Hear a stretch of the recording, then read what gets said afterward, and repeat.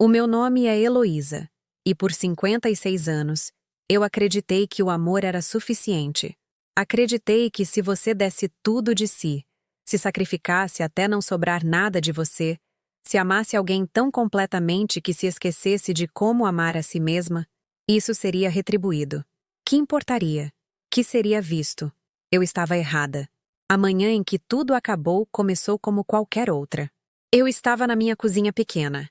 A mesma cozinha onde preparei milhares de refeições para o meu filho Miguel, onde embalei seus lanches escolares com bilhetinhos dizendo o quanto eu tinha orgulho dele, onde esperei acordada até as 2 da manhã quando ele tinha 17 anos e ainda estava aprendendo a dirigir, quase morrendo de preocupação de que algo terrível tivesse acontecido. A cafeteira borbulhava sua melodia familiar, e eu cantarolava baixinho para mim mesma, como sempre fazia quando estava contente. Eu não sabia que, em menos de 1 hora, o meu mundo inteiro desabaria. Miguel estava morando comigo há 3 anos, desde que perdeu o emprego. 3 anos em que andei na ponta dos pés para não perturbar o humor dele, de pisar em ovos todas as manhãs, sem nunca saber se encontraria o menino doce que eu criei ou o estranho raivoso que ele havia se tornado. 3 anos dando desculpas sobre o comportamento dele para os vizinhos preocupados, fingindo que a frieza dele comigo era apenas um estresse temporário. Só uma fase que passaria se eu fosse paciente o suficiente, amorosa o suficiente, compreensiva o suficiente. Ele tinha 32 anos, e eu ainda cuidava dele como se fosse uma criança.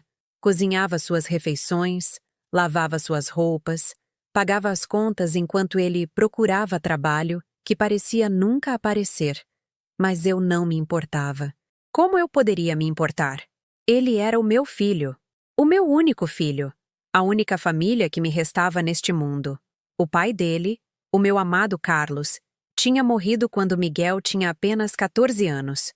Um ataque cardíaco aos 45. Repentino, brutal e final.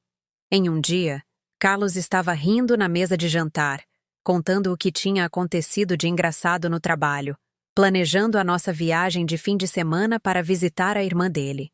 No dia seguinte, eu estava parada em um corredor de hospital, sendo informada por um médico de olhos gentis que não havia mais nada que pudessem fazer. Depois que Carlos morreu, ficamos apenas Miguel e eu contra o mundo. Eu trabalhava em turnos dobrados na casa de repouso, minhas costas doendo de levantar pacientes, meus pés inchados de ficar em pé por 12 horas seguidas, tudo para poder dar a Miguel tudo de que ele precisava. Eu queria que ele terminasse o ensino médio, fosse para a faculdade, tivesse as chances que Carlos e eu nunca tivemos. Eu queria que a morte do pai dele fosse uma tragédia, não uma destruição completa do seu futuro. Lembro-me das noites em que Miguel tinha pesadelos com o pai, quando acordava chorando e chamando por Carlos. Eu me sentava ao lado da cama dele, acariciando o cabelo, contando histórias sobre como o pai estava cuidando de nós, como Carlos ficaria orgulhoso do jovem que Miguel estava se tornando.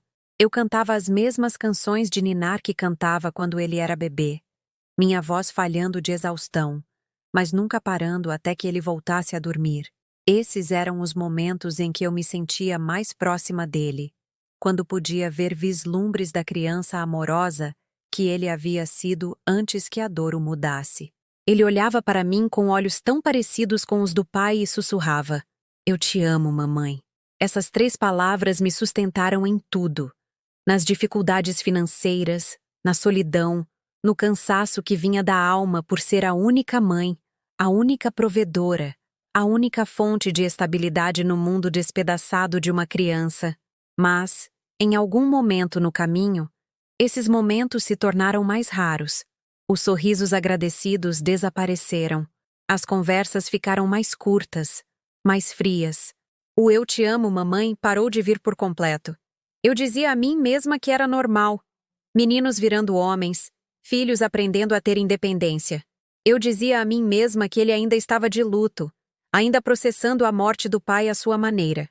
Eu dizia a mim mesma que, se eu apenas o amasse o suficiente, se eu apenas lhe desse espaço, tempo e apoio suficientes, ele voltaria para mim. Se você gosta de histórias emocionantes como esta, se inscreva no nosso canal. Estamos tentando bater a meta de 1.000 inscritos e isso ajuda muito nosso trabalho. Comente para nos dizer de que cidade você está assistindo. Nesta manhã em particular, eu havia feito o café da manhã favorito dele. Ovos mexidos com queijo, do jeito que eu preparava desde que ele tinha 5 anos. Eu tinha torrado o pão exatamente como ele gostava. Dourado, mas não muito crocante. Eu arrumei tudo no prato dele com o mesmo cuidado que sempre tive.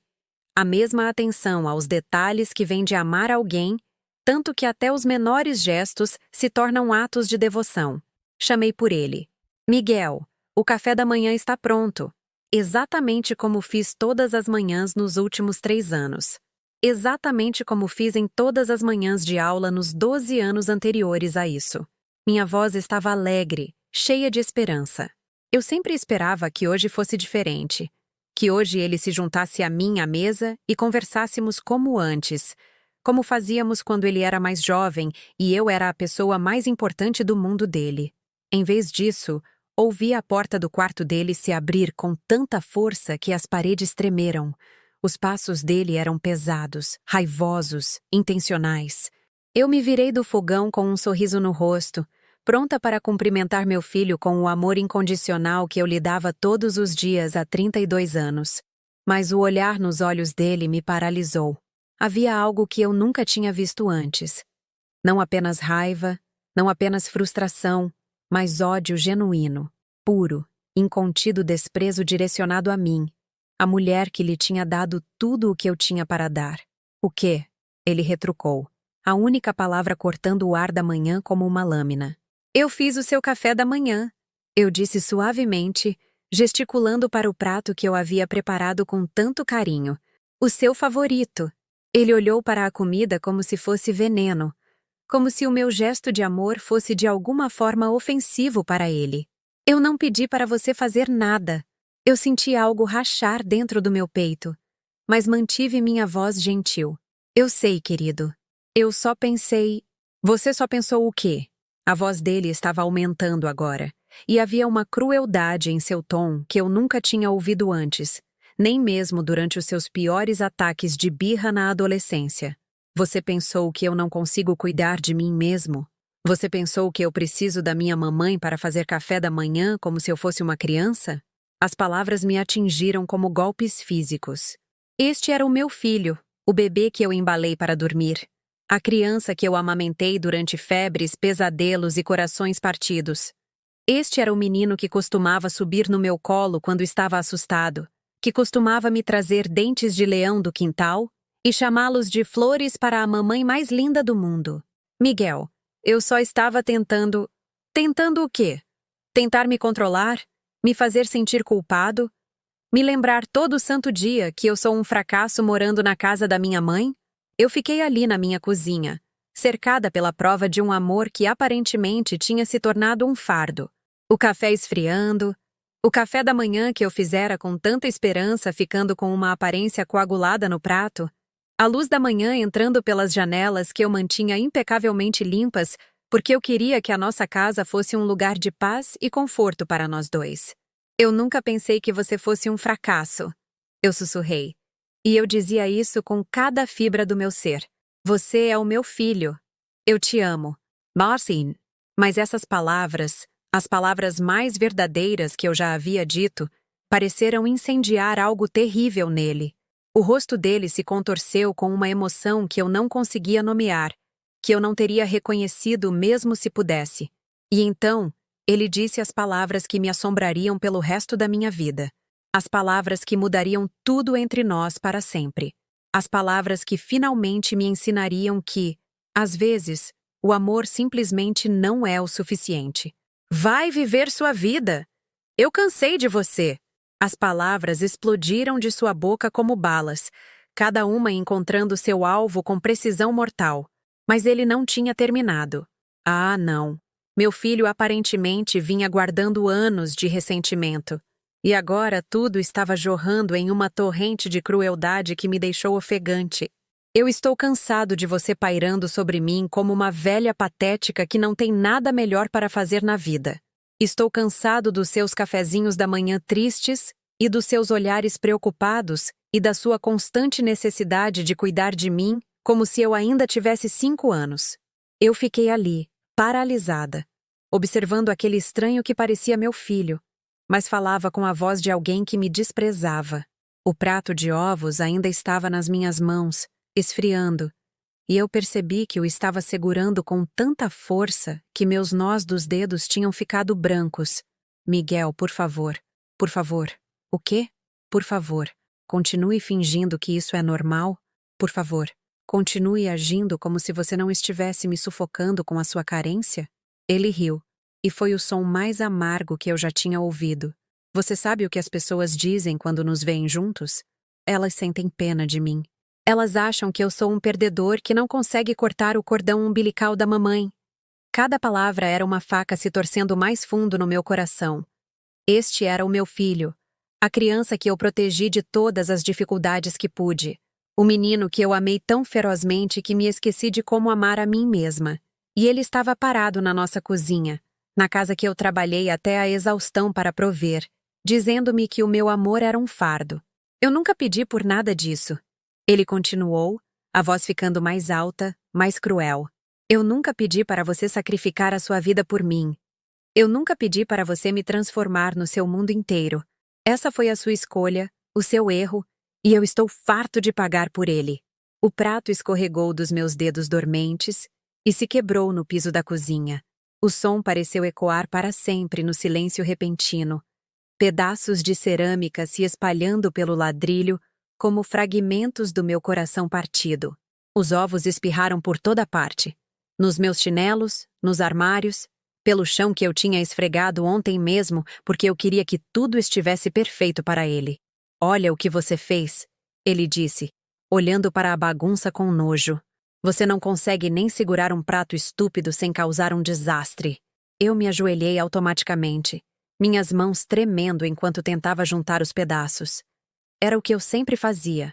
Limpava, consertava as coisas, fazia tudo ficar melhor. Mas enquanto estava ali agachada no chão, cercada pelas ruínas do café da manhã que eu fizera com tanto amor, algo dentro de mim começou a se quebrar de uma forma que eu nunca tinha experimentado antes. Me desculpa, eu sussurrei, embora não tivesse certeza pelo que estava me desculpando. Por amá-lo demais? Por me sacrificar demais? Por existir? Desculpas não mudam nada, disse Miguel, de pé sobre mim enquanto eu limpava a bagunça. Desculpas não me devolvem a vida que eu poderia ter tido se você não tivesse me feito sentir culpado toda vez que eu tentava sair desta casa, toda vez que eu tentava construir algo meu. Eu olhei para ele da minha posição no chão e, por um momento, vi o pai dele no rosto. Mas onde Carlos sempre olhou para mim com amor, com gratidão por tudo o que eu fazia pela nossa família, a expressão de Miguel não tinha nada além de desprezo. Eu te dei tudo, eu disse calmamente, as palavras vindo de algum lugar profundo do meu peito. Depois que o seu pai morreu, eu te dei tudo o que eu tinha. Eu não pedi! Ele gritou, e eu me encolhi, como se ele tivesse me agredido. Essa foi a sua escolha. Você escolheu me transformar na sua única razão de viver. E agora você quer que eu seja grato por uma vida que eu nunca quis.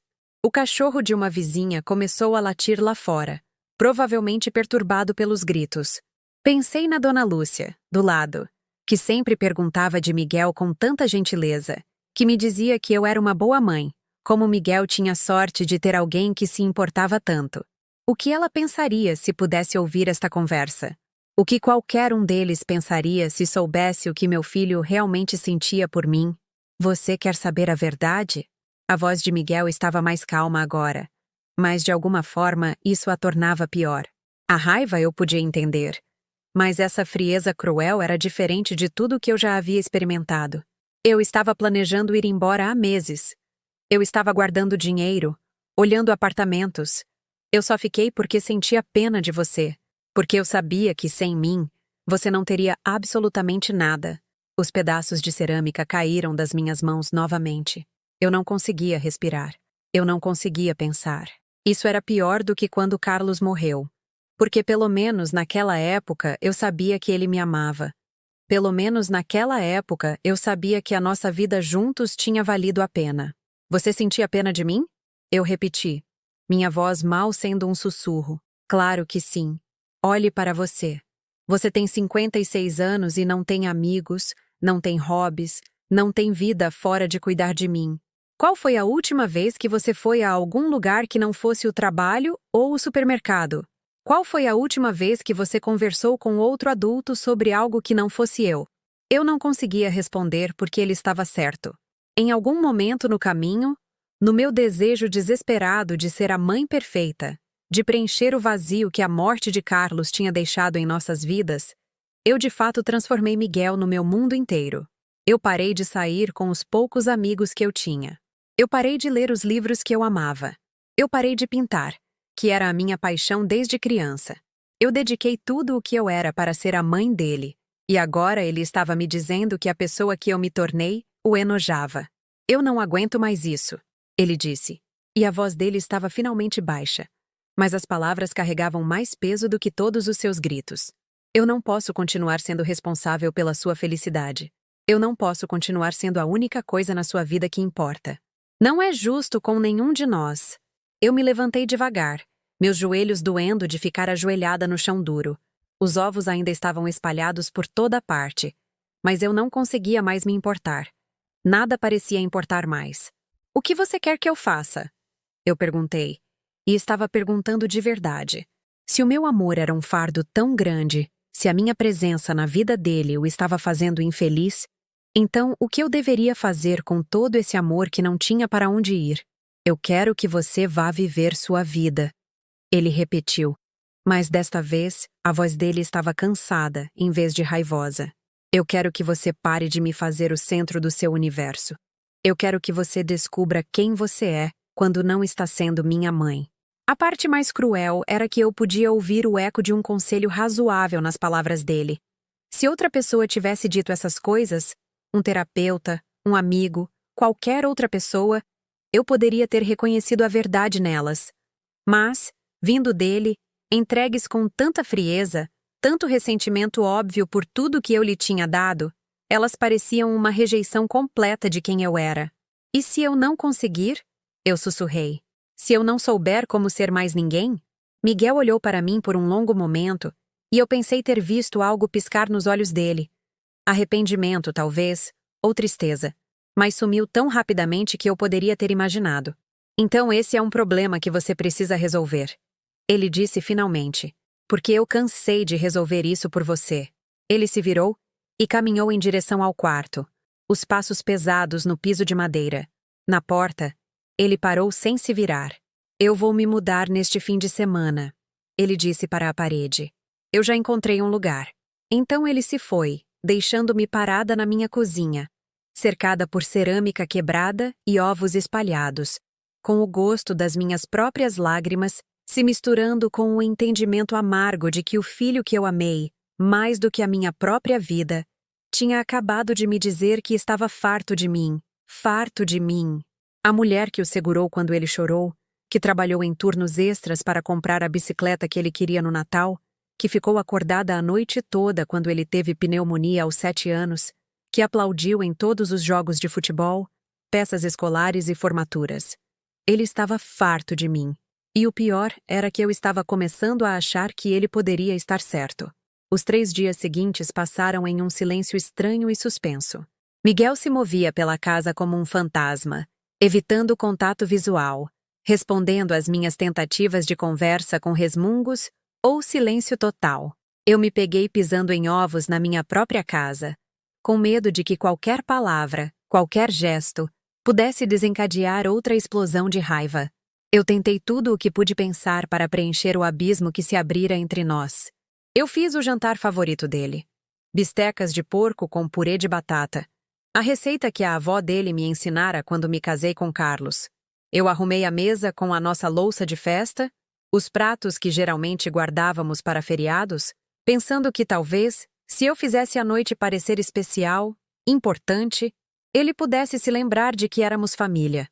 Ele comeu em silêncio, sem sequer levantar os olhos do prato. Quando perguntei como tinha sido o dia dele, ele encolheu os ombros. Quando mencionei que Dona Lúcia havia perguntado sobre ele, querendo saber se ele já tinha encontrado trabalho, o maxilar dele se apertou, mas ele não disse nada. Quando lhe falei sobre a vaga de emprego que vi na agência bancária do centro, pensando que talvez estivesse sendo útil, ele deixou o garfo cair com um barulho que me fez pular. Eu consigo cuidar da minha própria busca por emprego, ele disse sem olhar para mim. Eu não preciso de você gerenciando a minha vida. Eu pedi desculpas imediatamente, minha voz pequena e incerta. Eu só estava tentando ajudar. Pois não tente. Depois do jantar, limpei a cozinha sozinha enquanto ele desaparecia no quarto. Lavei a louça de festa à mão, como minha mãe me ensinara, tomando um cuidado extra com cada peça. Enquanto secava os pratos, vi meu reflexo na janela acima da pia. A mulher que olhava para mim parecia mais velha do que 56 anos, desgastada por algo que eu não conseguia nomear. Quando as linhas ao redor dos meus olhos ficaram tão profundas, quando meus ombros começaram a curvar-se para frente, como se eu estivesse tentando me encolher, na manhã seguinte, decidi tentar uma abordagem diferente. Eu sempre fui boa em ler as pessoas. Era uma das coisas que me fazia bem-sucedida na casa de repouso, sabendo do que cada morador precisava, sem que tivessem que pedir. Talvez eu estivesse sendo muito insistente com Miguel. Talvez ele precisasse de espaço, de independência. Talvez eu precisasse mostrar a ele que eu podia respeitar os limites dele. Então, eu não preparei o café da manhã. Tomei meu café sozinha na mesa da cozinha, ouvindo os sons dele se arrumando no quarto. Quando ele saiu, procurando por comida, sorri alegremente e disse: "Bom dia, querido. Tem cereal no armário e fruta na fruteira." O olhar que ele me deu foi desanimador. "O que é para ser isso? Algum tipo de lição?" "Não, eu só pensei." Eu me interrompi, lembrando da reação dele aos meus pensamentos no dia anterior. "Eu pensei que você talvez quisesse cuidar do seu próprio café da manhã." Ele me encarou por um longo momento, e eu não conseguia ler a expressão dele. Então ele pegou uma maçã da fruteira e foi em direção à porta. "Miguel, espere." Chamei por ele. "Onde você vai?" "Sair." Ele disse sem se virar. "Não me espere acordada." A porta bateu atrás dele, e eu fiquei sozinha com o meu café, e a crescente percepção de que eu não tinha ideia de como consertar o que estava quebrado entre nós. Tudo o que eu tentava, demonstrar amor através do serviço, dar-lhe espaço, tentar ser solidária, parecia piorar as coisas. Passei o dia limpando obsessivamente, como se de alguma forma deixar a casa perfeita fosse fazer todo o resto perfeito também. Esfreguei o banheiro até que brilhasse. Organizei armários que já estavam organizados, tirei o pó de móveis que não precisavam de poeira. Eu estava tentando manter minhas mãos ocupadas para que minha mente não se concentrasse na terrível possibilidade de que Miguel estivesse certo sobre mim, de que eu realmente era patética, carente e sufocante. Quando a noite chegou, e ele ainda não estava em casa, me peguei checando o celular constantemente, querendo ligar, mas sabendo que ele veria isso como mais uma prova da minha carência. Eu fiz o jantar mesmo assim, só no caso de ele voltar para casa com fome, e o mantive aquecido no forno até quase meia-noite. Finalmente, embrulhei-o e o coloquei na geladeira. Mais um gesto de amor que provavelmente passaria despercebido e não seria apreciado. Ele chegou em casa às 2 da manhã. Ouvi a chave na fechadura. Ouvi-o cambalear levemente enquanto se dirigia pela casa escura. Eu estava deitada na minha cama, olhando para o teto, imaginando se eu deveria me levantar e perguntar se ele precisava de alguma coisa. Mas lembrei-me das palavras dele sobre pairar, sobre ser patética. Então fiquei onde estava, ouvindo-o bater nas coisas na cozinha. No dia seguinte, eu tentei mais uma vez. Desta vez, decidi dar a ele o que ele tinha pedido. Eu iria viver a minha própria vida. Eu fiz planos para visitar a minha irmã Helena, que morava a 2 horas de carro. Eu não a via há meses porque sempre estive tão focada em Miguel, tão preocupada em deixá-lo sozinho por muito tempo. Vou passar o dia na casa de Helena, anunciei no café da manhã, tentando parecer casual e confiante, como uma mulher que tinha sua própria vida e interesses. Miguel tirou os olhos do celular, surpreso. Ok, eu volto à noite. Tem lasanha sobrando na geladeira se você sentir fome. Eu tenho 32 anos, mãe. Acho que consigo descobrir como me alimentar por um dia. A crueldade casual do tom dele me atingiu como um tapa. Mesmo quando eu estava tentando fazer o que ele queria, tentando ser menos envolvida na vida dele, ele encontrava novas maneiras de me fazer sentir pequena e tola. A viagem para a casa de Helena deveria ter sido tranquila, uma chance de clarear a cabeça e ganhar alguma perspectiva. Em vez disso, passei as 2 horas inteiras revivendo todas as conversas que Miguel e eu já tivemos, procurando por pistas sobre quando exatamente tudo tinha dado errado. Quando o meu amor se tornou um fardo. Quando a minha presença na vida dele se tornou algo para suportar, em vez de apreciar. Helena ficou chocada com a minha aparência. Heloísa, você está horrível, ela disse assim que abriu a porta. Você está doente? Eu não tinha percebido o quanto o estresse estava estampado no meu rosto, quanto peso eu tinha perdido com a falta de apetite, que sumiu junto com a minha felicidade. Helena me fez sentar na mesa da cozinha dela, enquanto se apressava em fazer chá, a preocupação dela evidente em cada gesto. Me diga o que está acontecendo, ela disse gentilmente. Você parecia estranha no telefone. Então eu contei tudo a ela. Sobre a raiva de Miguel, sobre as palavras cruéis dele, sobre como eu me sentia como se estivesse andando pela minha própria vida como uma estranha. Helena ouviu sem interromper, o rosto ficando mais preocupado a cada detalhe que eu compartilhava. Heloísa, ela disse finalmente, isso não é normal. O jeito que ele está te tratando não é aceitável. Mas talvez ele esteja certo. Eu disse, expressando o medo que estava crescendo dentro de mim. Talvez eu tenha sido muito carente, muito dependente dele para a minha felicidade. Talvez eu não saiba como ser nada além de mãe dele. E se isso for verdade? A voz de Helena estava mais cortante do que eu jamais a ouvira. Mesmo que você tenha cometido erros, mesmo que você o tenha amado demais, isso lhe dá o direito de ser cruel com você? Isso torna aceitável ele falar com você como se você não fosse nada?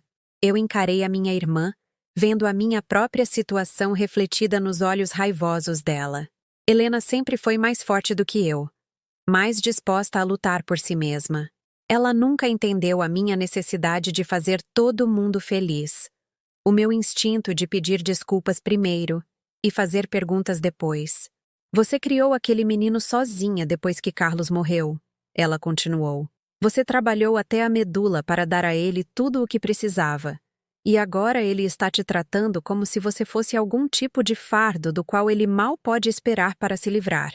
Isso não é sobre você ser amorosa demais, Heloísa. Isso é sobre ele ser ingrato e cruel. Mas por mais que eu quisesse acreditar na minha irmã, por mais que eu precisasse ouvir alguém me defender, eu não conseguia afastar as palavras de Miguel. Talvez Helena não entendesse porque nunca tinha cometido os erros que eu cometi. Ela criou 3 filhos enquanto mantinha suas próprias amizades, seus próprios interesses. Ela nunca se perdeu na maternidade como eu. A viagem de volta para casa pareceu interminável. Eu fiquei imaginando diferentes cenários. Talvez Miguel estivesse me esperando com um pedido de desculpas. Talvez ele tivesse percebido o quão duro tinha sido e quisesse recomeçar. Talvez me ver afirmar alguma independência o lembrasse de que eu era mais do que apenas a mãe dominadora dele. Em vez disso, cheguei em casa e encontrei um bilhete no balcão da cozinha. Vou ficar na casa de um amigo hoje. Volto amanhã para fazer as malas. Ele realmente estava indo embora. Em menos de 24 horas, meu filho estaria longe.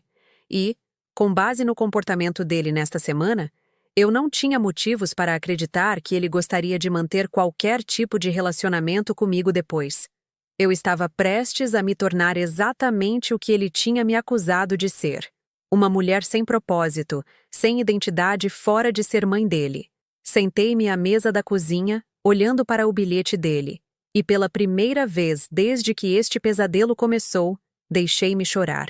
Não as lágrimas silenciosas que eu vinha derramando à noite quando tinha certeza de que ele não podia me ouvir, mas soluços profundos e lancinantes que vinham de um lugar que eu nunca tinha acessado antes. Chorei pelo menininho que costumava me dizer que eu era a melhor amiga dele. Chorei pelo relacionamento que eu pensei que tínhamos. Chorei pela mulher que eu costumava ser antes de desaparecer no papel de mãe devotada. Mas, principalmente, chorei porque estava finalmente começando a entender que Miguel poderia estar fora da minha vida para sempre, e eu não tinha ideia de quem eu deveria ser sem ele. Na manhã em que Miguel veio buscar as coisas dele, eu me fiz invisível. Eu o ouvi se movendo pela casa, abrindo armários, arrastando caixas, mas fiquei no meu quarto com a porta fechada, olhando para o teto e ouvindo os sons do meu filho se apagando da minha vida. Cada baque de uma caixa caindo no chão parecia mais um pedaço do meu coração se partindo. Cada gaveta que abria e fechava era mais uma lembrança sendo encaixotada. Eu podia imaginá-lo lá dentro, separando os pertences, decidindo o que valia a pena levar para a nova vida e o que podia ser deixado para trás com a mãe patética dele. Eu queria ajudá-lo. Mesmo no meio da minha devastação, meu instinto era facilitar as coisas para ele, dobrar as roupas dele corretamente, ter certeza de que ele tinha tudo o que precisava. Mas eu me forcei a ficar no meu quarto porque sabia que qualquer tentativa de ser útil apenas confirmaria tudo o que ele tinha dito sobre eu ser carente e sufocante. Perto do meio-dia, ouvi vozes. Miguel tinha trazido alguém para ajudá-lo. Uma voz masculina que eu não reconheci. Provavelmente um dos amigos que ele tinha mencionado, mas nunca trouxera para casa. Eles estavam rindo de algo, as vozes ecoando pela casa como se este fosse apenas mais um dia comum de mudança, em vez da destruição completa de tudo o que eu tinha construído a minha vida em torno. Eu deveria ter feito isso anos atrás, ouvi Miguel dizer enquanto passavam pela porta do meu quarto. Morar aqui estava me matando, cara. Eu me sentia como se estivesse me afogando. No meu amor, no meu cuidado, em tudo que eu lhe tinha dado pensando que isso o ajudaria a se curar da perda do pai. Eu estava tão focada em ter certeza de que ele nunca mais se sentiria abandonado que de alguma forma eu me tornei a coisa da qual ele precisava escapar. O amigo disse algo que eu não consegui distinguir. E Miguel riu. Você não tem ideia. Ela ainda arruma a minha cama quando eu esqueço. Ela ainda prepara o meu lanche como se eu estivesse indo para a escola. É como morar com um fantasma que fica me rondando e acha que eu ainda tenho 12 anos. Um fantasma que fica me rondando. É assim que ele realmente me via? Não como a mãe que o amava, mas como algum espectro patético assombrando a vida dele, incapaz de aceitar que ele tinha crescido? As palavras cortaram mais fundo do que qualquer coisa que ele tinha dito na minha cara, porque elas revelaram como ele realmente falava sobre mim quando eu não estava por perto. Há quanto tempo ele vinha me descrevendo assim para os amigos? Há quanto tempo eu era uma piada para pessoas que eu nem conhecia? As chantagens emocionais são a pior parte. Miguel continuou. E me peguei, esforçando-me para ouvir cada palavra cruel. Ela nunca diz nada diretamente, mas ela tem um jeito de te olhar como um cão sem dono quando você não faz o que ela quer. Como se ela tivesse sacrificado tudo por você, e o mínimo que você pode fazer é ser grato. Mas eu tinha sacrificado tudo. Eu tinha desistido da minha pintura, das minhas amizades, dos meus próprios sonhos, tudo para que ele pudesse ter a estabilidade de que precisava depois que o pai morreu. Eu trabalhei em turnos dobrados e vivi de miojo para que ele pudesse ter roupas de marca e materiais escolares. Eu recusei encontros e convites sociais porque passar tempo com ele parecia mais importante do que qualquer outra coisa que eu pudesse estar fazendo. Aparentemente, esse tinha sido o meu erro. A mudança continuou por horas. Eu os ouvi carregar carga após carga para o que eu presumi ser um caminhão ou uma van. Cada viagem parecia que eles estavam desmantelando não apenas os pertences de Miguel, mas toda a estrutura da minha existência. Quando terminassem, a casa estaria vazia de maneiras que não tinham nada a ver com móveis ou posses. Por volta das 4 horas, tudo ficou em silêncio. Ouvi a porta da frente fechar, então o som de um motor ligando na garagem. Por um momento pensei que ele tivesse ido embora sem se despedir. E embora parte de mim estivesse temendo aquela conversa final, a ideia de que ele pudesse simplesmente desaparecer parecia a rejeição derradeira. Mas então ouvi passos voltando para a casa, lentos e hesitantes. A voz de Miguel chamou. Mãe? Você está aí? Eu deveria ter respondido. Uma mulher mais forte, uma mulher com mais dignidade, teria saído do quarto e enfrentado este momento de frente. Mas eu não consegui me mover. Eu não consegui abrir aquela porta e olhar para o meu filho sabendo que poderia ser a última vez que eu o veria. Os passos se aproximaram, parando do lado de fora da porta do meu quarto. Por um longo momento, não houve nada além de silêncio.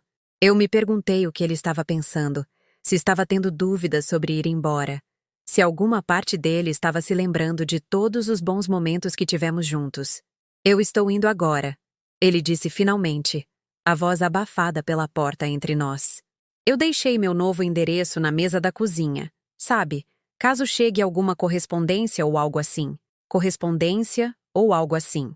Não caso eu quisesse visitá-lo, ou ligar, ou manter qualquer tipo de relacionamento com ele.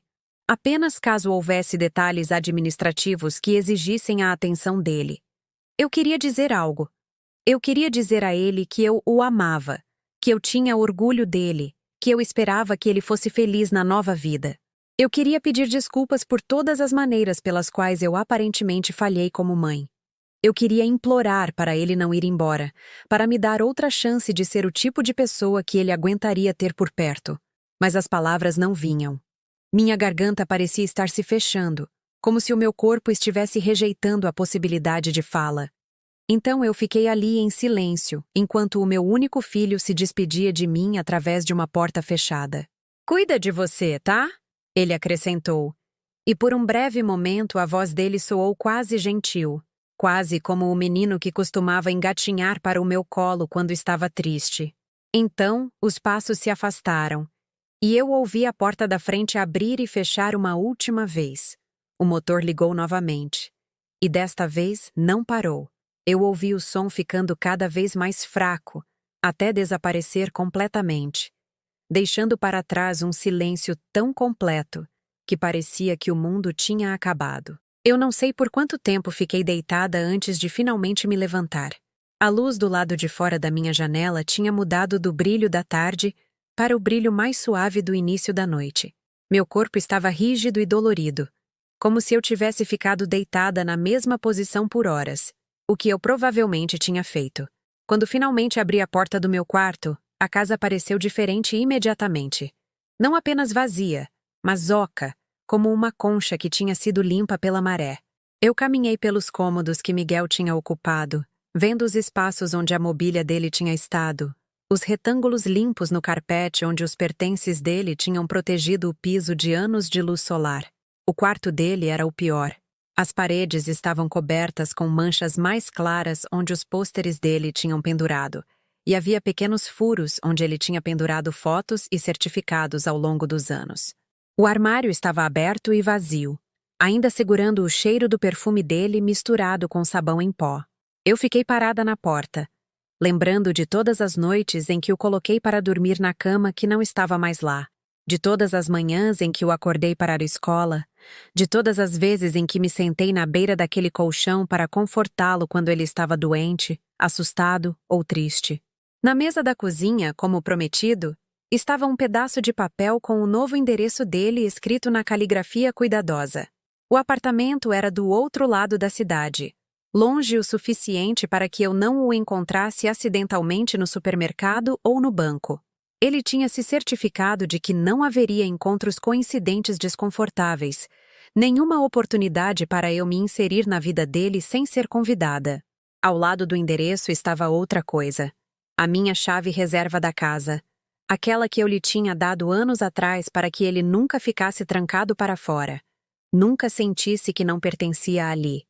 Vê-la sentada ali na mesa parecia a rejeição final, a prova derradeira de que ele não considerava mais este lugar como seu lar. Eu peguei a chave e a segurei na palma da mão, sentindo o peso familiar dela. Este pequeno pedaço de metal representava tanta coisa: confiança, pertencimento, família. Agora era apenas mais um objeto abandonado, não mais significativo do que as bolinhas de poeira que eu tinha encontrado debaixo da cama dele. Naquela noite, sentei-me à mesa da cozinha com uma xícara de chá que esfriou enquanto eu olhava para o endereço que ele tinha deixado para trás. Eu pensei em todas as coisas que eu queria dizer a ele, todas as explicações e pedidos de desculpas que estavam presos dentro de mim, sem ter para onde ir. Pensei em escrever uma carta, tentando fazê-lo entender que tudo o que eu tinha feito tinha vindo do amor, não de um desejo de controlar ou sufocá-lo. Mas qual seria o sentido? Ele tinha deixado os sentimentos dele perfeitamente claros. Ele não queria o meu amor, não queria o meu cuidado, não me queria na vida dele de forma alguma. Uma carta seria apenas mais um exemplo de eu me recusando a respeitar os limites dele. Outra maneira de forçar a minha presença em alguém que tinha me dito explicitamente que estava farto de mim. Pela primeira vez desde que Carlos morreu, eu estava completamente sozinha. Ninguém para cozinhar, ninguém com quem se preocupar, ninguém em torno de quem moldar os meus dias. A liberdade que Miguel insistiu que eu precisava parecia estar perdida em um deserto sem fim, sem marcos para me guiar para casa. Eu tentei imaginar como seria o amanhã e o dia depois, e todos os dias se estendendo em um futuro para o qual eu nunca planejei. Quem eu deveria ser agora? O que eu deveria fazer com todo esse amor que não tinha para onde ir? Mas eu ainda tinha algo que Miguel não sabia. Algo que ele tinha esquecido na pressa de escapar da minha devoção sufocante. Algo que mudaria tudo, embora eu ainda não soubesse. A carta ficou na minha caixa de joias por 3 semanas antes de eu finalmente pegá-la e lê-la novamente. Estava amarelada pelo tempo, a tinta levemente desbotada, mas cada palavra ainda estava clara. Minha mãe a tinha escrito para mim pouco antes de morrer, quando eu tinha 25 anos e era recém-casada com Carlos. Eu a tinha lido incontáveis vezes ao longo dos anos, especialmente durante momentos difíceis em que eu precisava me lembrar de quem eu costumava ser. Minha querida Heloísa, começava na caligrafia cuidadosa da minha mãe. Você sempre foi a artista da nossa família, a sonhadora, aquela que vê beleza onde os outros veem coisas comuns. Nunca deixe ninguém convencê-la de que seus dons não importam. Nunca deixe o amor fazê-la tão pequena que você desapareça na vida de outra pessoa e se esqueça da sua própria luz. Quando recebi esta carta pela primeira vez, pensei que minha mãe estava sendo excessivamente dramática. Eu era jovem e apaixonada e não conseguia imaginar me perder em um relacionamento. Carlos incentivava a minha pintura, pendurava as minhas obras de arte por toda a casa, se gabava para os amigos sobre a esposa talentosa dele. Naquela época, a ideia de que o amor poderia me diminuir em vez de me elevar parecia impossível. Mas a minha mãe estava certa. Em algum momento no processo de me tornar esposa e depois mãe, eu realmente me fiz menor e menor, até que quase não sobrou nada da mulher que eu costumava ser. Eu guardei o meu cavalete depois que Miguel nasceu, dizendo a mim mesma que voltaria a pintar quando ele fosse mais velho, quando eu tivesse mais tempo, quando a vida fosse menos exigente.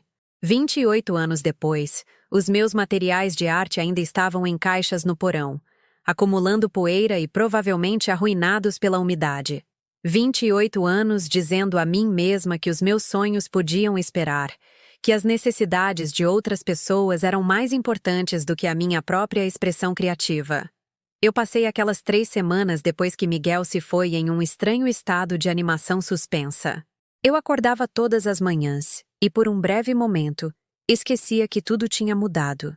Eu começava a chamar para perguntar se ele queria café da manhã, ou me pegava automaticamente pondo 2 lugares na mesa. Então a realidade voltava, me deixando com a sensação de tola e sem rumo. O silêncio na casa era diferente de tudo que eu já tinha experimentado. Não era tranquilo, era opressor, pesado com todas as palavras que tinham sido ditas e todas as palavras que nunca seriam ditas. Eu me peguei falando com as paredes às vezes, só para ouvir uma voz humana, mesmo que fosse apenas a minha própria. Mas, gradualmente, algo começou a mudar. A ansiedade constante com a qual eu vinha vivendo, a preocupação com o humor de Miguel, as necessidades dele, a opinião dele sobre mim, começou a desaparecer. Pela primeira vez em anos, eu podia tomar café da manhã sem me perguntar se o cheiro de café o acordaria muito cedo. Eu podia assistir ao que quisesse na televisão sem considerar se ele aprovaria as minhas escolhas. Eu podia ir para a cama quando estava cansada, em vez de ficar acordada até ele voltar para casa, só para ter certeza de que ele estava seguro. Era aterrorizante e libertador ao mesmo tempo. Uma manhã, cerca de um mês depois que ele tinha ido embora, me peguei em frente ao espelho do meu banheiro, realmente olhando para mim mesma pela primeira vez em anos. A mulher me encarando era uma estranha, cansada, com cabelos grisalhos, com linhas de preocupação gravadas permanentemente ao redor dos olhos. Quando foi que parei de me importar com a minha aparência? Quando foi que parei de me ver como qualquer coisa além de mãe de Miguel? Lembrei-me de ter 25, 30, até 40 anos e me sentir bonita. Lembrei-me de Carlos me dizendo que eu tinha os olhos mais expressivos que ele já tinha visto, que o meu sorriso podia iluminar uma sala. Lembrei-me de me sentir confiante na minha própria pele, confortável com quem eu era como pessoa, em vez de apenas como cuidadora de alguém. Essa mulher ainda estava lá dentro, em algum lugar, enterrada sob anos de alto sacrifício e expectativas diminuídas. Talvez não fosse tarde demais para encontrá-la novamente. Comecei pequeno. Comprei shampoo novo. Algo caro que cheirava a lavanda, em vez da marca barata que eu vinha usando por anos para economizar dinheiro. Limpei o meu armário, me livrando de roupas que estavam gastas ou que não me favoreciam, mantendo apenas coisas que me faziam sentir eu mesma.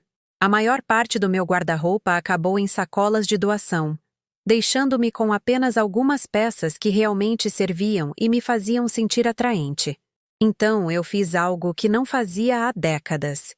Fui às compras para mim mesma. Não para mantimentos ou necessidades domésticas, mas para coisas que eu queria. Um suéter azul claro macio que realçava os meus olhos. Um par de brincos que brilhavam quando eu me movia. Um livro de poesia que não tinha nada a ver com as necessidades de mais ninguém, apenas as minhas. A vendedora da loja de departamentos foi gentil, oferecendo sugestões e elogios que pareciam genuínos. Essa cor fica perfeita em você, ela disse enquanto eu experimentava o suéter azul. Faz você parecer radiante. Radiante. Qual foi a última vez que alguém me descreveu assim? Qual foi a última vez que me senti radiante? Comprei o suéter e o vesti para ir para casa, vendo vislumbres de mim mesma nas vitrines das lojas enquanto caminhava. A mulher refletida lá parecia diferente. Não mais jovem exatamente, mas mais viva de alguma forma.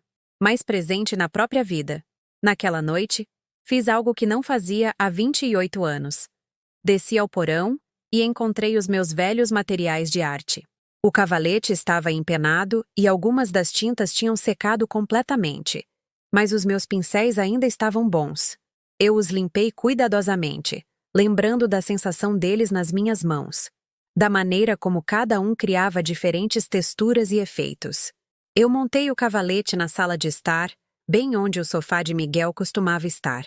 Por horas, eu apenas olhei para a tela em branco, com medo de fazer a primeira marca. E se eu tivesse perdido a habilidade completamente? E se 28 anos longe da arte tivessem apagado qualquer talento que eu já tive? Mas então me lembrei das palavras da minha mãe. Você sempre foi a artista da nossa família. A sonhadora. Aquela que vê beleza onde os outros veem coisas comuns.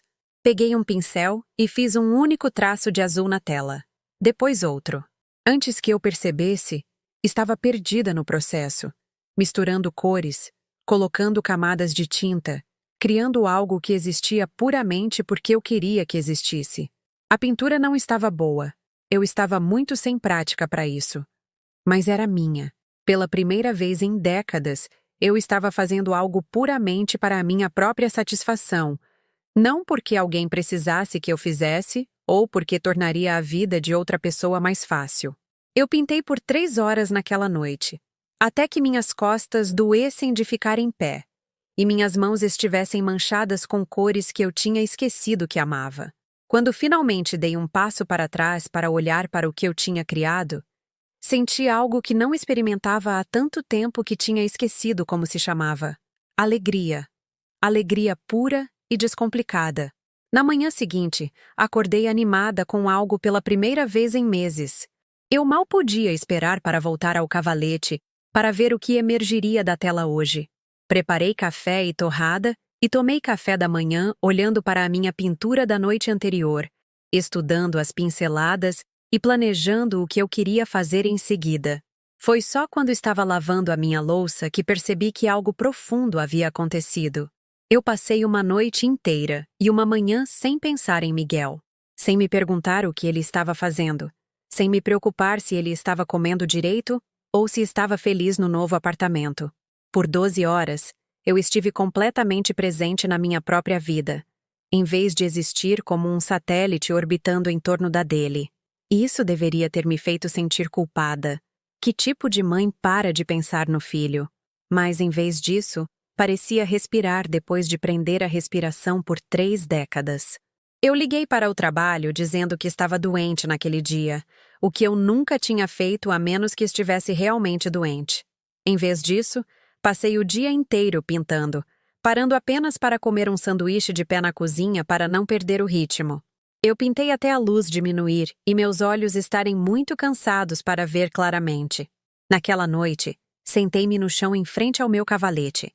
Eu tinha esquecido de comprar uma cadeira quando montei o meu estúdio improvisado. E realmente olhei para o que eu tinha realizado. Não era qualidade profissional, mas era reconhecivelmente meu. Eu podia ver a minha perspectiva, o meu jeito de interpretar a luz e a sombra, o meu instinto para combinações de cores que outras pessoas talvez não pensassem em tentar. Eu ainda era uma artista. Depois de todos esses anos acreditando que eu tinha perdido essa parte de mim para sempre, ela estava lá o tempo todo, esperando pacientemente que eu me lembrasse de que existia. Pela primeira vez desde que Miguel gritou comigo na cozinha, eu senti que poderia sobreviver a isso. Mais do que sobreviver, eu poderia realmente prosperar. Mas eu não tinha ideia de que do outro lado da cidade, no novo apartamento dele, Miguel estava começando a descobrir como era a vida sem a rede de segurança que ele vinha considerando garantida durante toda a vida adulta. Eu não tinha ideia de que as palavras cruéis dele estavam prestes a voltar para assombrá-lo de maneiras que ele nunca imaginou. Não era mais raiva que estava crescendo dentro de mim. Era algo muito mais poderoso. Era decisão. 2 meses se passaram antes de eu escrever a carta. 2 meses pintando todas as noites até os meus dedos doerem, de redescobrir músculos nas minhas costas que eu tinha esquecido que existiam de ficar em pé no cavalete, de adormecer com tinta debaixo das unhas e acordar ansiosa para voltar à minha tela. 2 meses reconstruindo-me lenta e deliberadamente de dentro para fora. A mulher que se sentou à mesa da cozinha naquela noite de outubro não era a mesma mulher para quem Miguel gritou nesta mesma sala. Eu estava vestindo o suéter azul que me fazia sentir radiante. Meu cabelo estava recém-cortado, em um estilo que emoldurava meu rosto em vez de escondê-lo, e minhas mãos, manchadas permanentemente agora com traços de azul celeste e ocre, moviam-se com uma confiança que eu não sentia há décadas. A carta começou simplesmente: Meu caro Miguel. Não meu filho, nem querido, ou qualquer um dos termos carinhosos que eu tinha usado a vida inteira. Apenas o nome dele, limpo e formal, da maneira como eu me dirigiria a qualquer adulto que tivesse me machucado profundamente. Eu escrevi sobre a manhã em que ele se foi, sobre ouvi-lo fazer as malas enquanto eu me escondia no meu quarto como um animal ferido. Eu escrevi sobre as coisas que ele disse ao amigo, o comentário do fantasma que fica me rondando, a comparação com o cão sem dono, todas as observações cruéis que ele fez sobre uma mulher que tinha sacrificado tudo pela felicidade dele. Mas eu não escrevi com raiva. A raiva lhe daria permissão para me dispensar novamente, para revirar os olhos e dizer a si mesmo que a mãe dele estava sendo dramática e manipuladora. Em vez disso, eu escrevi com a calma precisão de alguém que está expondo fatos. Você disse ao seu amigo que morar comigo estava te matando, que você se sentia como se estivesse se afogando. Escrevi. Eu quero que você saiba que ouvi cada palavra. Eu quero que você saiba que a mulher que você descreveu, patética, carente, sufocante, foi de fato quem eu tinha me tornado. Você estava certo sobre isso. O que você estava errado era pensar que essa transformação aconteceu em um vácuo. Eu escrevi sobre os 18 anos que trabalhei na casa de repouso, voltando para casa exausta todas as noites para fazer o jantar dele, ajudar com o dever de casa, ouvir os problemas dele. Eu escrevi sobre as pinturas que nunca terminei, as amizades que deixei murchar, os sonhos que adiei indefinidamente porque as necessidades dele sempre vinham em primeiro lugar. Eu me fiz menor todos os dias por 32 anos, continuei, até quase desaparecer por completo. Eu pensei que era assim que o amor se parecia, apagar a si mesma para o conforto de outra pessoa. Eu estava errada, mas o meu erro foi no método, não no amor em si. A carta tinha 3 páginas quando terminei, com espaçamento simples, cada palavra escolhida cuidadosamente. Eu não pedi o perdão dele, nem implorei para ele reconsiderar a decisão de me cortar da vida dele. Eu não ameacei ou manipulei ou tentei fazê-lo se sentir culpado. Eu simplesmente lhe disse a verdade sobre o que a rejeição dele tinha custado e o que ela tinha me ensinado. O parágrafo final era o mais importante. Eu quero que você saiba que não estou escrevendo esta carta porque espero que você mude de ideia sobre mim. Estou escrevendo porque aprendi que o silêncio pode ser confundido com aceitação. E eu preciso que você entenda que eu não aceito a maneira como você me tratou. Eu merecia algo melhor de você, Miguel. Eu merecia algo melhor de mim mesma. Levei 56 anos para entender isso, mas entender me libertou. Assinei simplesmente, Heloísa. Não mãe ou com amor, mamãe. Apenas o meu nome, o nome de uma mulher que finalmente se lembrou que existia como mais do que a cuidadora de alguém. Eu não postei a carta imediatamente. Em vez disso, coloquei-a em um envelope pardo e a coloquei no balcão da cozinha, onde eu podia vê-la todas as manhãs enquanto tomava o meu café. Por uma semana, olhei para aquele envelope e me perguntei se enviá-lo era a escolha certa. Isso realizaria algo significativo? Ou eu estava apenas buscando a última palavra em uma discussão que eu já tinha perdido? Mas todas as noites, enquanto eu estava no meu cavalete misturando cores e me perdendo na meditação da criação, eu sabia que a carta precisava ser enviada. Não porque eu esperasse que ela mudasse o coração de Miguel, mas porque eu precisava completar o processo de recuperar a minha voz. No 7º dia, caminhei até o correio e a enviei. Enquanto isso, do outro lado da cidade, Miguel estava aprendendo lições próprias, embora ele ainda não soubesse que eram lições. O novo apartamento dele era tudo o que ele tinha dito a si mesmo que queria. Moderno, espaçoso, com eletrodomésticos brilhantes e janelas do chão ao teto que deixavam entrar muita luz natural. O aluguel era mais do que ele tinha antecipado, mas ele tinha encontrado um emprego decente em uma agência de marketing, e nas primeiras semanas, tudo parecia estar indo de acordo com o plano. Mas morar sozinho, verdadeiramente sozinho, pela primeira vez na vida adulta, acabou sendo mais desafiador do que ele esperava. Não havia ninguém para dividir a conta do supermercado. Ninguém para cozinhar refeições que ele pudesse compartilhar ou para reclamar sobre o chefe difícil. O silêncio que ele ansiava depois de anos do que ele chamava de meu fantasma que o rondava, começou a parecer menos paz e mais isolamento.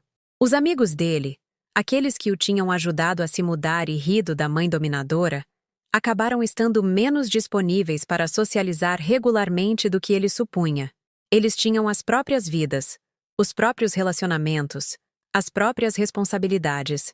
Os encontros casuais que ele imaginou foram substituídos por mensagens de texto ocasionais e convites cada vez mais raros para atividades em grupo, onde ele frequentemente se sentia como um estranho. O emprego, que parecia ser um grande avanço em relação à posição anterior, revelou-se exigente de maneiras que ele não tinha previsto. O novo chefe era rigoroso, crítico, e não se impressionava com desculpas ou explicações.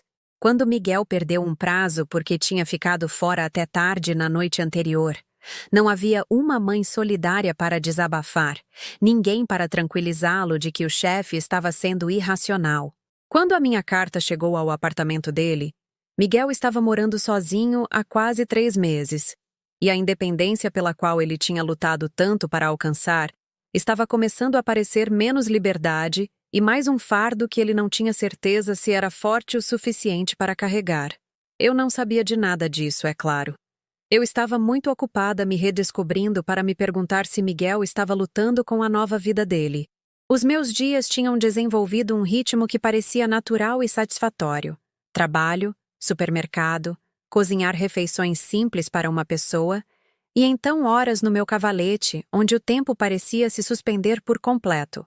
Eu comecei a fazer aulas de arte na faculdade comunitária, algo que eu sempre quis fazer, mas nunca tinha arrumado tempo para quando as minhas noites eram dedicadas às necessidades de Miguel. Os outros alunos eram principalmente mulheres da minha idade ou mais velhas. Mulheres que tinham criado filhos e apoiado maridos, e agora estavam, finalmente, buscando interesses que tinham adiado por décadas. Você tem um uso de cor tão interessante, disse o meu instrutor, Professor Walsh, durante uma sessão de crítica. Há algo muito emocional sobre o seu trabalho, muito honesto. Você pinta há muito tempo? 28 anos. Respondi. E então me corrigi. Na verdade, eu pintei por 28 anos. Depois parei por 28 anos. E agora estou recomeçando. Ela assentiu como se isso fizesse todo sentido.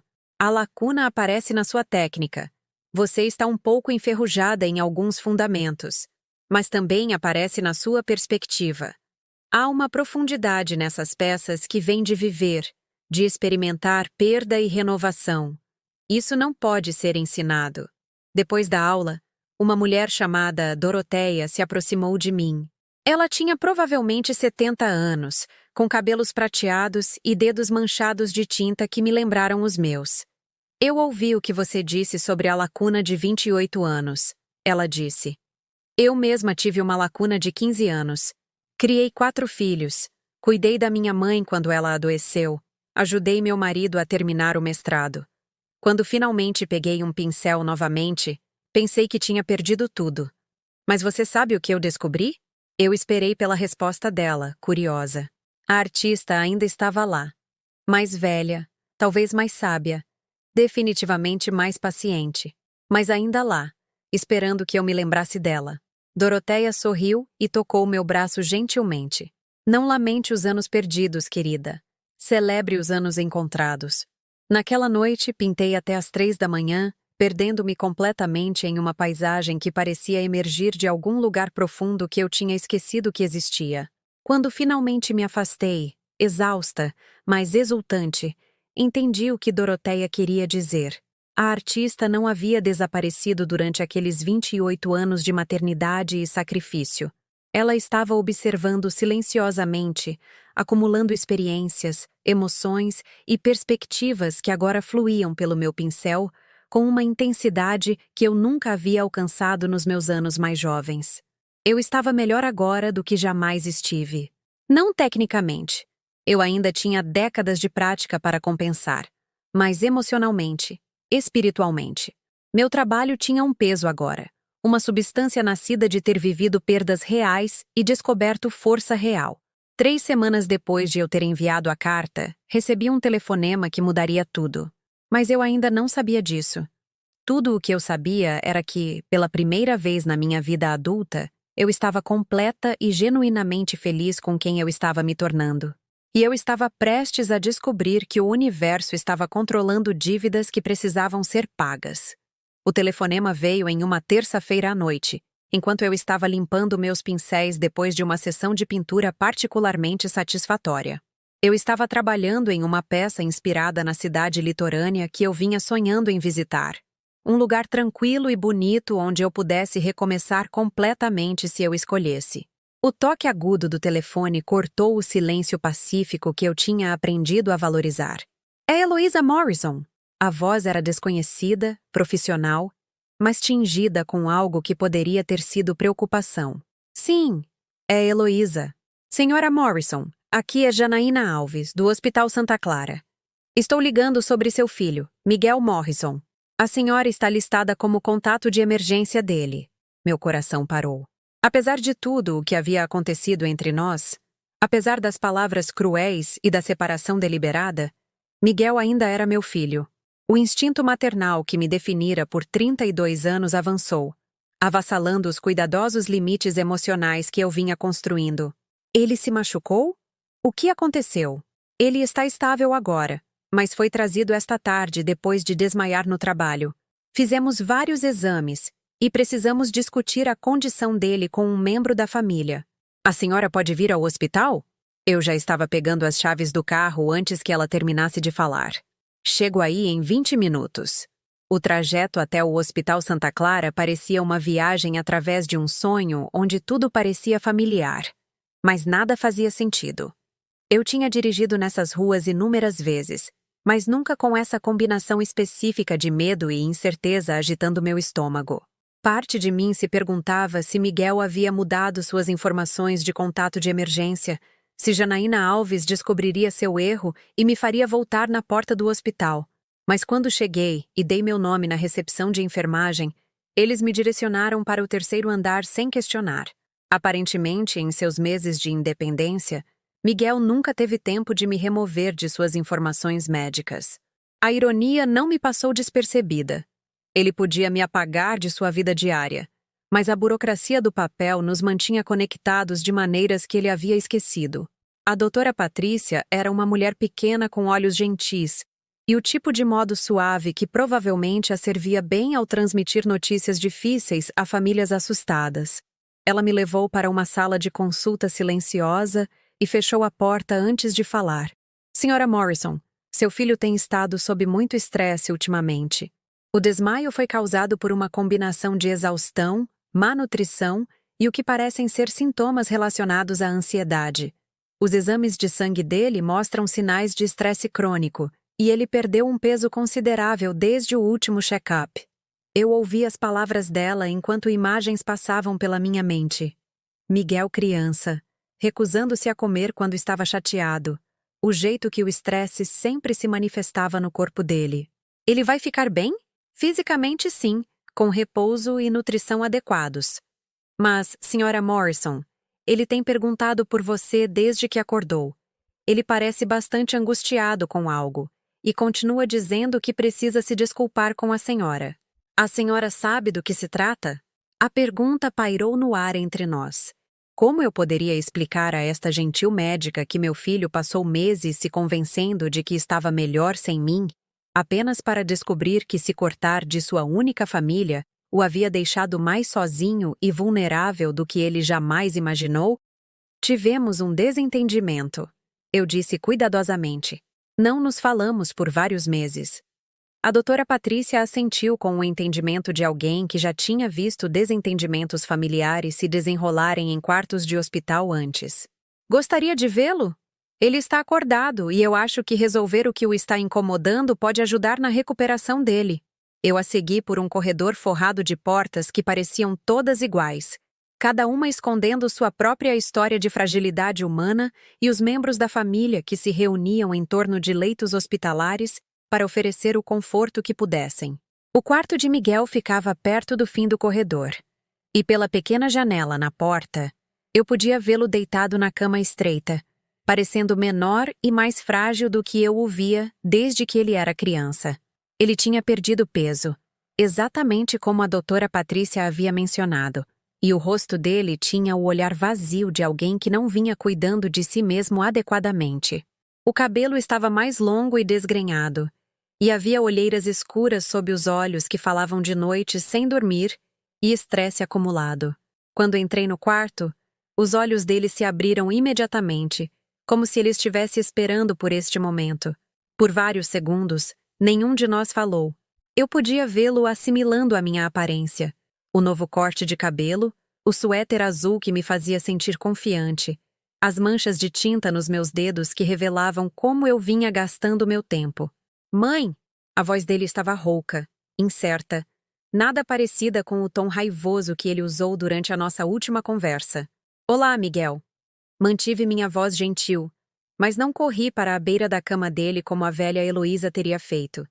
Eu tinha aprendido a diferença entre amor e desespero, entre se importar e se autoapagar. Você veio. Ele parecia genuinamente surpreso, como se tivesse se convencido de que a rejeição dele tinha sido tão completa, tão final, que eu não responderia nem mesmo a uma emergência médica. É claro que eu vim. Você está no hospital. Ele olhou para mim por um longo momento, e eu podia vê-lo lutando com algo. Orgulho, talvez, ou vergonha, ou a simples dificuldade de encontrar palavras para sentimentos que ele vinha tentando ignorar por meses.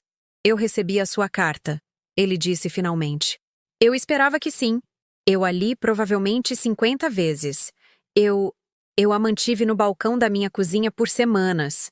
Toda manhã, quando eu preparava café, eu lia de novo. A voz dele falhou levemente. Mãe, eu estava tão errado sobre tudo. Eu me aproximei mais da cama dele, mas não estendi a mão para tocá-lo. Eu precisava ouvir o que ele tinha a dizer antes de saber como responder. As coisas que eu disse a você, o jeito que eu te tratei. Ele fechou os olhos e eu podia ver lágrimas escorrendo pelos cantos. Eu disse a mim mesmo que você estava me sufocando, que eu precisava me afastar de você para me tornar independente. Mas a verdade é que eu estava com medo. Medo de quê? Medo de ser responsável pela sua felicidade. Medo de que, se eu ficasse perto de você, nunca aprenderia a cuidar de mim mesmo. Medo de que você me amasse mais do que amava a si mesma, e que isso de alguma forma me tornasse responsável pela sua vida inteira. Ele abriu os olhos e olhou diretamente para mim. Mas principalmente, eu estava com medo de que eu estivesse me tornando o tipo de pessoa que se aproveitaria desse amor sem dar nada em troca. Eu senti algo se soltar dentro do meu peito. Um alívio de tensão que eu não tinha percebido que estava carregando. Esta era a conversa que eu precisava ter tido com ele meses atrás. Mas eu entendi agora que ele não estava pronto para ouvi-la naquela época. Às vezes, as pessoas têm que perder algo completamente antes de poderem entender o seu valor. Você estava se aproveitando, eu disse calmamente. Mas isso não desculpa a crueldade, Miguel. Isso não desculpa me dizer que estava farto de mim, ou falar de mim como se eu fosse algum fardo patético do qual você mal podia esperar para escapar. Ele se encolheu como se eu o tivesse estapeado. Eu sei. Meu Deus, mãe, eu sei. Você quer saber como tem sido a minha vida desde que me mudei? Eu esperei. Curiosa apesar de mim mesma. Solitária. Mais difícil do que eu jamais imaginei. Eu não tinha ideia de quanto trabalho você fazia para fazer a nossa casa parecer um lar. O quanto você fazia para tornar a minha vida mais fácil sem que eu sequer percebesse. Na primeira semana no meu apartamento, o papel higiênico acabou e eu não fazia ideia de onde comprar.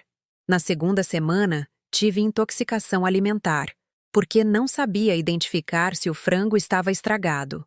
No mês passado, fiquei trancado para fora e tive que pagar a um chaveiro R$ 200 porque não tinha ninguém para ligar que tivesse uma chave reserva. Apesar de tudo, senti um pequeno sorriso puxar o canto da minha boca. Você poderia ter me ligado para qualquer uma dessas coisas. Não, eu não poderia. Não depois do que eu te disse. Não depois de eu ter te mandado ir viver sua vida e parar de me fazer o centro do seu universo. Ele parou, estudando meu rosto com a intensidade de alguém que está tentando memorizar traços que tem medo de nunca mais ver. Mas você fez, não fez? Você foi e construiu uma vida sem mim. Não foi uma pergunta, e eu percebi que ele estava certo. A mulher sentada ao lado do leito do hospital era fundamentalmente diferente daquela para quem ele gritou na cozinha há 4 meses. Eu tinha, de fato, construído uma vida sem ele. Uma vida boa. Uma vida que pertencia inteiramente a mim. Sim, eu disse simplesmente. Eu fiz. Algo na expressão dele desmoronou então, e eu percebi que ele estava finalmente entendendo o peso total do que havia jogado fora. Eu quero voltar para casa, mãe. As palavras saíram de Miguel como uma confissão que ele vinha segurando por meses. Eu quero voltar e recomeçar e tentar ser o filho que você mereceu o tempo todo. Eu olhei para o meu filho deitado naquela cama de hospital, pálido, vulnerável e genuinamente arrependido. E senti os velhos instintos maternos se agitarem, a urgência de confortá-lo, de consertar tudo, de abrir meus braços e minha casa e fazer a dor dele desaparecer. Teria sido tão fácil voltar para o papel que eu desempenhei por 32 anos, a mãe devotada que colocava as necessidades de todos os outros antes das suas. Mas eu tinha aprendido algo importante durante esses meses de reconstrução de mim mesma. Amor não exige autoapagar-se. Perdão não significa esquecer. E ajudar alguém não significa sacrificar-se no altar do conforto dele. Miguel, eu disse gentilmente, eu posso ver que você está arrependido. Eu posso ver que você aprendeu algumas lições difíceis nestes últimos meses. Mas eu não sou a mesma mulher que você deixou para trás naquela cozinha. Ele piscou, a confusão piscando em seus traços. O que você quer dizer? Eu quero dizer que a mulher que teria largado tudo para cuidar de você, que o teria recebido de volta sem questionar e passado o resto da vida tentando compensar os seus erros, essa mulher não existe mais.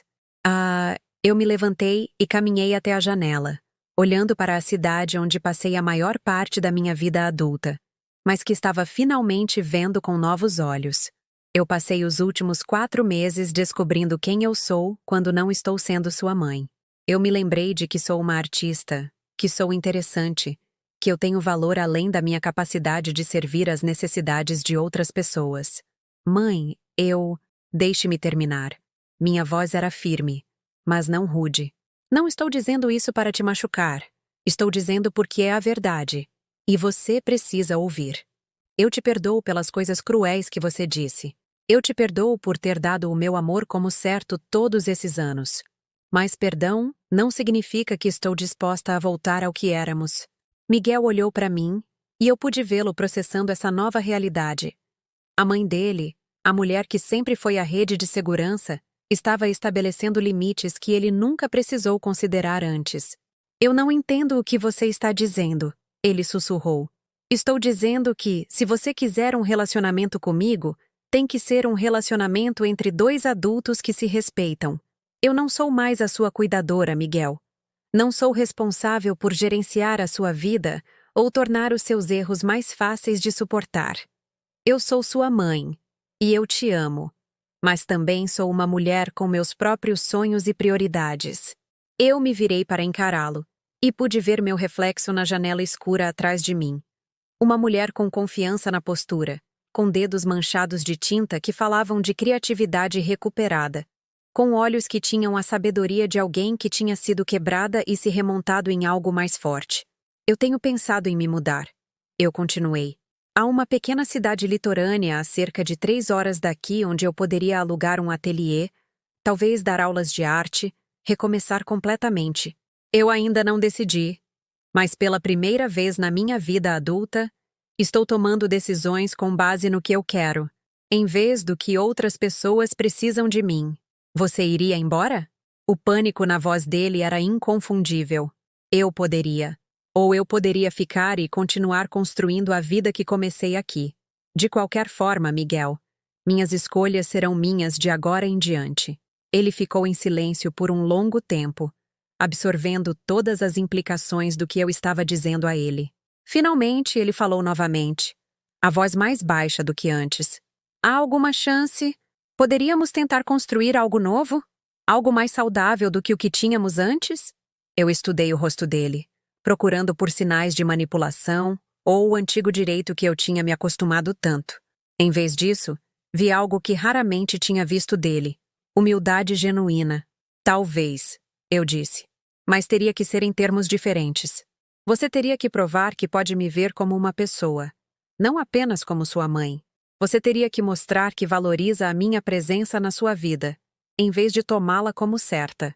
E você teria que aceitar que eu tenho a minha própria vida agora, os meus próprios interesses, as minhas próprias prioridades.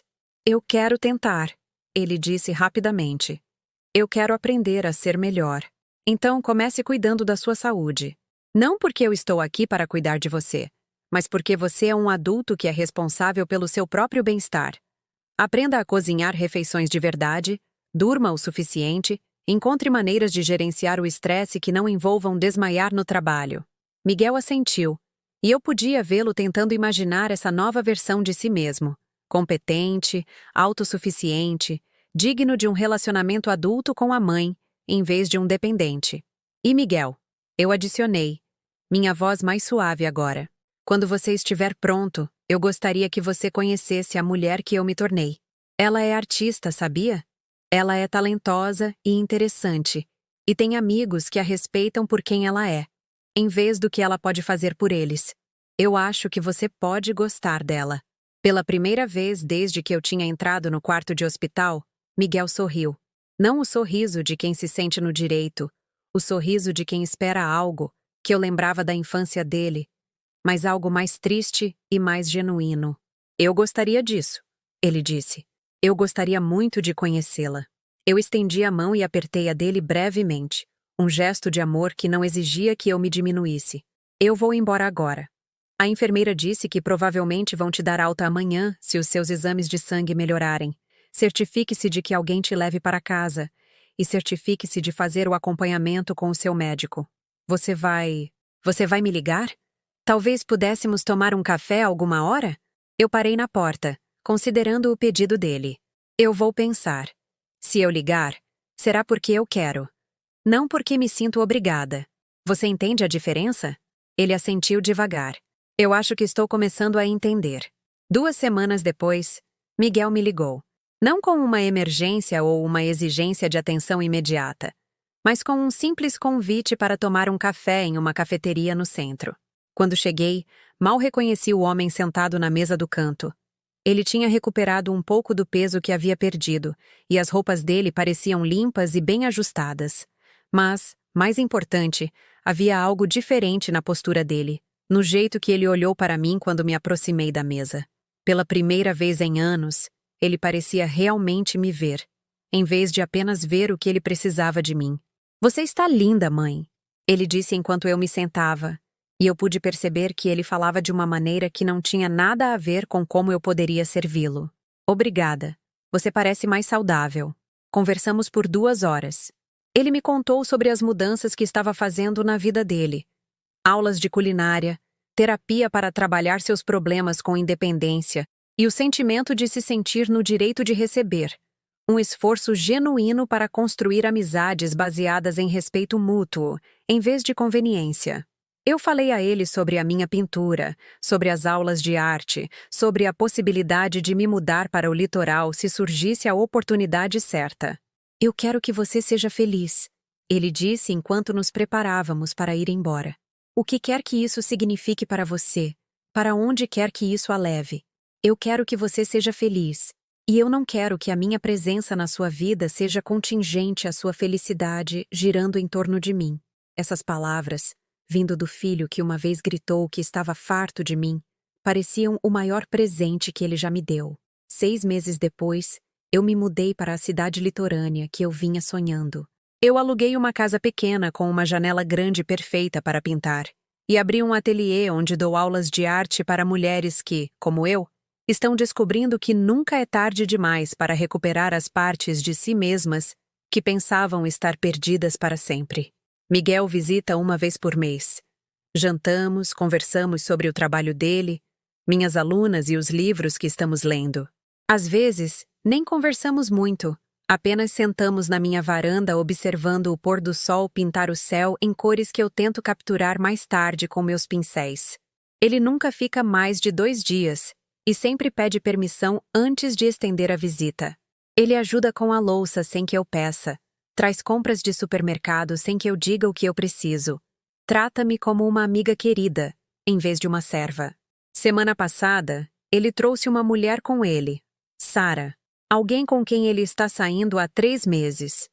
Ela era gentil e inteligente, e eu podia ver que ela gostava de Miguel por quem ele era, em vez do que ele poderia lhe proporcionar. Mais importante, eu podia ver que ele estava orgulhoso de me apresentar a ela, orgulhoso da vida que eu construí, orgulhoso de me chamar de mãe. Eu costumava pensar, ele disse a Sara enquanto estávamos sentados na varanda depois do jantar, que a minha mãe vivia para mim. Era sufocante e causava culpa, e era injusto com nós dois. Agora eu entendo que ela vive a própria vida, e ela escolhe me incluir nela. Isso é uma coisa completamente diferente, e é muito melhor. Enquanto eu o ouvia explicar o nosso relacionamento para outra pessoa, percebi que a justiça que eu encontrei não era o tipo dramático e vingativo que os filmes prometiam. Era mais silenciosa do que isso. Mais profunda do que isso. Era a justiça de saber o meu próprio valor, de me recusar a aceitar menos do que eu merecia, de construir uma vida tão gratificante que a aprovação de outras pessoas se tornou opcional, em vez de essencial. Eu aprendi que às vezes a coisa mais poderosa que você pode fazer é ir embora. Não com raiva, mas por amor a si mesma. Eu aprendi que o silêncio pode falar mais alto do que gritar, que a dignidade é mais atraente do que o desespero, e que a mulher que sabe o seu próprio valor é impossível de diminuir. Mais importante, eu aprendi que nunca é tarde demais para se lembrar de quem você era antes de se tornar quem todo mundo precisava que você fosse. Meu nome é Heloísa, e eu tenho 57 anos. Eu sou uma artista, uma professora, uma mulher que amou profundamente e perdeu muito, e se encontrou novamente do outro lado do coração partido.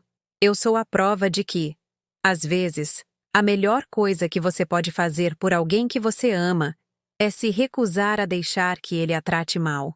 E às vezes, se você tiver muita sorte, essa recusa se torna o presente que salva os dois.